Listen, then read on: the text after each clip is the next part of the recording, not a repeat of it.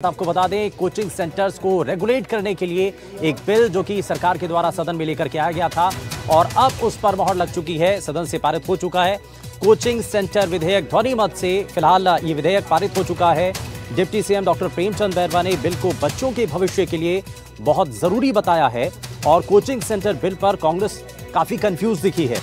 वहीं कांग्रेस में बिल को लेकर के कई मतभेद भी दिखाई दिए हैं। टीकाराम जूली बच्चों के खिलाफ तो राजेंद्र पारिक ने बिल को इसकी जरूरत बताया है। विपक्ष और सत्ता पक्ष के बीच तीखी बहस हुई है।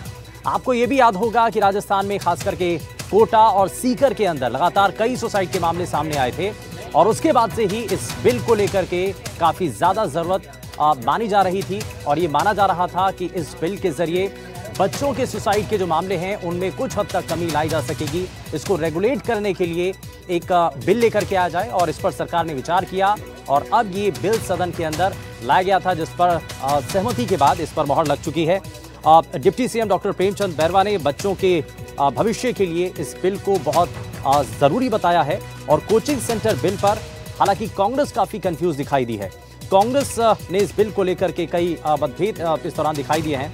टीकाराम जूली ने कहा कि बच्चों के खिलाफ ये बिल है, तो वही राजेंद्र पारिक ने बिल को सही बताया है। उन्होंने कहा कि अगर बच्चों का भविष्य सुधारना है, उनकी सुसाइड को लेकर के जो केसेस सामने आते हैं उसमें अगर कमी लानी है तो इसके लिए ये बहुत जरूरी कदम है।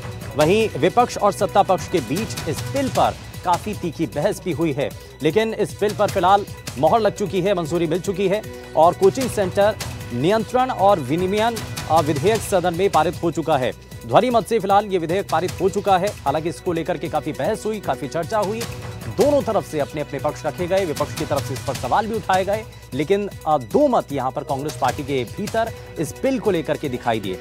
नेता प्रतिपक्ष टीकाराम जूली ने इस बिल की कोई जरूरत नहीं बताई। उन्होंने कहा कि इसकी कोई खास जरूरत नहीं है, लेकिन वहीं दूसरी तरफ राजेंद्र पारिक ने इस बिल को सही बताया है और इस बिल की जरूरत बताई है।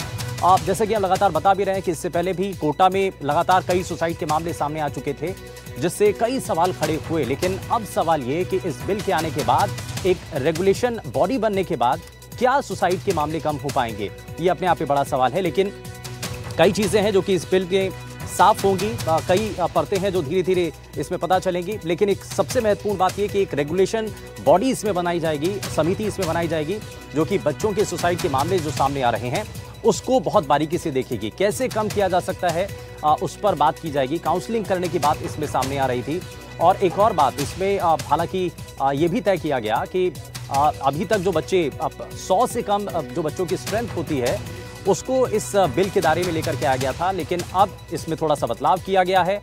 100 की संख्या से ज्यादा अगर किसी कोचिंग सेंटर के अंदर बच्चे पढ़ते हैं तो वो इस बिल के अंदर कोचिंग सेंटर इसके दायरे के अंदर आएंगे। तो कई चीजें इसमें बदलाव के तौर पर की गई हैं। जुर्माना हालांकि कम किया गया है, लेकिन नियम इस बिल के जरिए काफी कड़े कर दिए गए हैं। ये कुछ चीजें जो हैं इस दौरान सामने आई हैं। तो ये राजस्थान के कई ऐसी एजुकेशन सिटी हैं उनको लेकर के ये बड़ा महत्वपूर्ण बिल माना जा रहा है। चलिए, इस पर हमारे साथ सुशांत पारिक हमारे सहयोगी हमारे साथ ज्यादा जानकारी के साथ जुड़ गए हैं। सुशांत, जरा बताइए क्या अभी इसको लेकर के और जानकारी मिल रही है? सदन में फिलहाल ये पारित हो चुका है बिल, काफी इसमें दो मत दिखाई दिया, कांग्रेस का इस पर स्टैंड क्या रहा और विरोधाभास क्यों आखिर इस पर? देखिए, बिल्कुल एक महत्वपूर्ण बिल था और लंबी चर्चा हुई, पक्ष विपक्ष की तरफ से अपनी बात रखी गई और फाइनली ध्वनि मत से ये पारित कर दिया गया है। पिछली बार ये प्रवर समिति को भेजा गया था, कुछ संशोधन किए गए, जुर्माने की राशि जो है वो कम कर दी गई। इस बात को लेकर कांग्रेस ने सवाल उठाए थे। नेता प्रतिपक्षों हरीश चौधरी सभी ने कहा कि ये एक तरीके से कोचिंग सेंटर्स को लाभ देने वाला बिल बनता जा रहा है और दूसरी तरफ जहां कोचिंग सेंटर में पहले 50 बच्चे थे उसको बढ़ा के 100 किया गया। हालांकि सरकार की अपनी दलील है, बहुत सारे ऐसे प्रावधान सरकार के मुताबिक इस बिल में हैं जिससे बच्चों के मानसिक स्वास्थ्य को लेकर अच्छे प्रावधान किए जा सकेंगे। हालांकि एक बात उन्होंने ये भी कही, डिप्टी सीएम प्रेमचंद बैरवा बोल रहे थे कि लचीला बिल है, कुछ संशोधन भी किए जा सकेंगे। हमारे साथ राजस्थान कांग्रेस के वरिष्ठ नेता और विधायक हरीश जी हैं। हरीश जी, एक महत्वपूर्ण बात जो आपने उठाई कि जो कोचिंग सेंटर्स को लाभ देने के लिए जुर्माना जो है वो पहले ज़्यादा था, अब कम कर दिया गया। बच्चों की संख्या पहले कम थी, 50 थी, 100 कर दिया गया। तो आपको सरकार की मंशा पे सवाल लग रहा है? शिक्षा के व्यवसायीकरण के संरक्षण का उत्सव आज मैंने इस सदन में देखा जो राजस्थान के लिए दुर्भाग्य है। किसी भी कुतर्क से इस समस्या की मूल जड़ क्या है, परीक्षा प्रणाली, उसके संदर्भ में मौन है। मौन क्यों है, वो अपने आप में बहुत बड़ा सवाल खड़ा करते हैं। दोनों के दोनों, चाहे किसी अच्छे एजुकेशनल कॉलेजेस के इंस्टीट्यूशंस के बारे में, चाहे सरकारी नौकरी के संदर्भ में, मूल जड़ वो है, क्या वो स्कूली शिक्षा के आधार पर हो रहा है? नहीं हो रहा है। उसकी चर्चा सरकार नहीं करेगी, क्योंकि उससे राजस्थान के विद्यार्थियों का हित नहीं साधा जा सकता। जो सरकारी भर्तियां है उसमें जो परीक्षा प्रणाली है उसमें स्कूली शिक्षा और कॉलेज के शिक्षा के सिलेबस के आधार पर वो परीक्षा ली जा रही है, नहीं ली जा रही। जो मूल जड़ है इस समस्या की वो परीक्षा प्रणाली है, और वो परीक्षा प्रणाली को तय करने वाली संस्था, चाहे वो आरपीएससी हो, अधीनस्थ बोर्ड हो या कोई और हो, उसके बारे में हम लोगों को जो समस्या है वहाँ तो मूल समस्या तक जानी चाहिए। आज सब लोगों ने बहुमत के अहंकार में रौंद दिया है जो वैकल्पिक कोचिंग संस्था का वैकल्पिक व्यवस्था को भी मैंने बताया। आपको लगता है इससे कोई फायदा नहीं मिलेगा बच्चों को? नहीं, मैंने वैकल्पिक व्यवस्था बताई। उस वैकल्पिक व्यवस्था को बंद करने का बिल है ये, क्योंकि जहां कहीं भी मैंने 50 विलेजर्स नाम की जिस संस्था का जिक्र किया, कोई भी जाकर बता दे, आज उस संस्था के ऊपर कर्जा है, बच्चों के शून्य वित्तीय उसके ऊपर भार है, उसको बंद करने का ये बिल है। क्योंकि इस बिल के अंदर प्रावधान है कोई भी सरकारी शिक्षक कोचिंग नहीं दे पाएगा।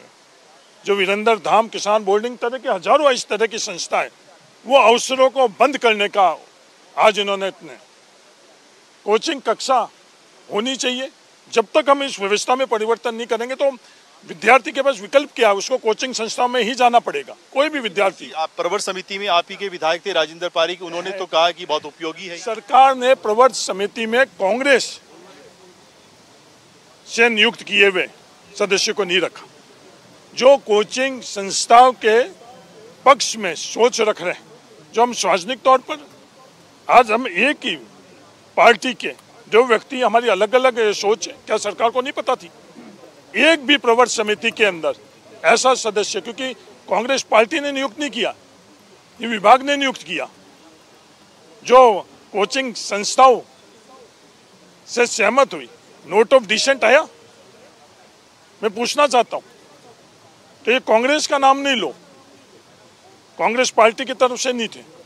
जो विधायक तो कांग्रेस की हैं, लेकिन क्या सरकार चूक गई है? आपको ऐसा लगता है इस बिल के बहाने बड़ा रिफॉर्म किया जा सकता था? नहीं, जो बिल का आधार जो क्या सरकारी शिक्षक इस जिन संस्थाओं की मैं बात कर रहा हूँ उसके माध्यम से बिना पैसे लिए हुए अपना योगदान नहीं कर सकते। ठीक है, और आपने बहुत ज़्यादा इस पर बातचीत हुई है और कई चीज़ें जो कि हरीश चौधरी बता भी रहे थे, उन्होंने बताया कि इस बिल की ज़रूरत है और क्या और चीज़ें हैं। आप हमारे साथ बने रहिए सुशांत, लेकिन इस बीच एक बड़ी जानकारी